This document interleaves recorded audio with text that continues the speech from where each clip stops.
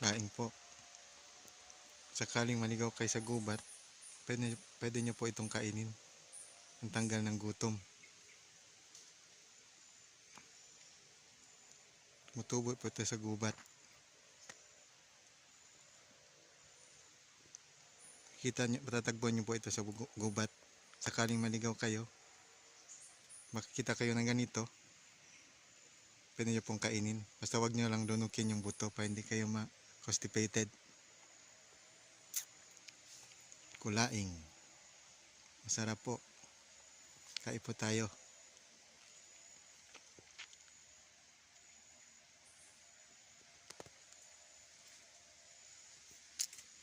Masarap.